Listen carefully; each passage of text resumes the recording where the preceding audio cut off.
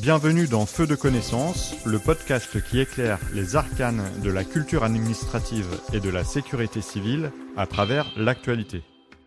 La loi Matras prévoit la nomination de 2 référents au sein de chaque service d'incendie et de secours, les référents mixité et lutte contre les discriminations et les référents sûreté et sécurité. Feu de connaissance revient dans cet épisode sur le rôle de chacun de ces référents. Le décret du 7 décembre 2022 précise les missions de ces référents qui sont désignés conjointement par le préfet et le président du conseil d'administration du service d'incendie et de secours pour une durée fixée par ces derniers.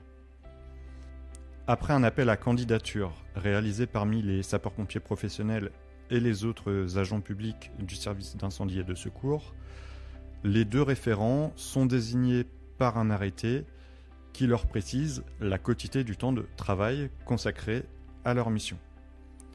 Ils vont recevoir également une lettre de mission qui va leur préciser leur mission, leur positionnement et les moyens alloués.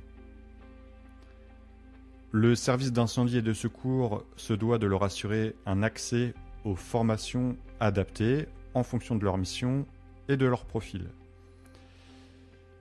Ces référents doivent rendre compte de leur mission devant la formation spécialisée du CST, le Comité social territorial, et ils sont associés à ces travaux.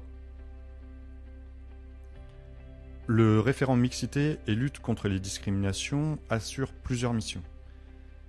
Il doit informer et réaliser diverses actions de sensibilisation auprès des agents et des sapeurs-pompiers volontaires. Il doit assurer le suivi des formations qui portent notamment sur le respect du principe d'égalité professionnelle entre les femmes et les hommes. Et il doit également promouvoir la diversité et la lutte contre les discriminations. Alors il va conseiller les agents sur des questions d'ordre général, mais également sur des questions d'ordre individuel lorsque certains agents sont victimes d'actes de discrimination.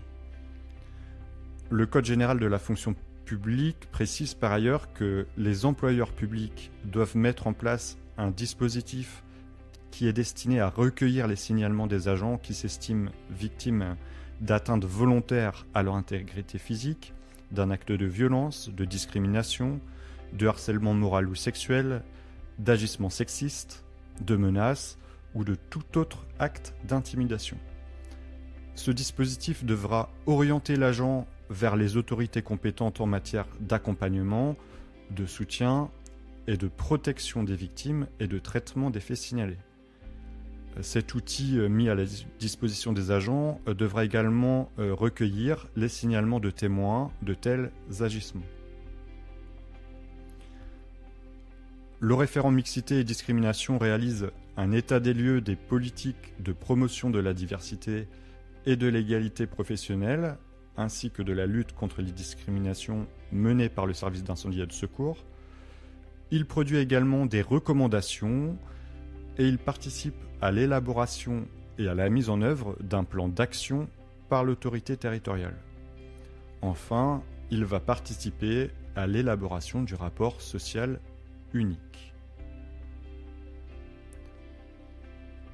Le référent sûreté et sécurité a quant à lui comme mission d'informer et de réaliser des actions de sensibilisation auprès des agents et des sapeurs-pompiers volontaires. Il assure le suivi des formations portant sur la gestion et les risques d'agression dont ils peuvent être victimes dans l'exercice de leur mission. Il établit un rapport annuel qui va recenser l'ensemble des agressions ainsi que les suites qui y ont été apportées. Il va également formuler des recommandations en vue de prévenir la survenue de nouvelles agressions. Ce rapport sera remis au président du conseil d'administration du service d'incendie et de secours. Il a pour mission d'organiser des actions de prévention de la radicalisation des agents et des sapeurs-pompiers volontaires. Enfin, il est le relais des services de police et de gendarmerie territorialement compétents pour l'analyse de la sécurisation des sites du service d'incendie et de secours.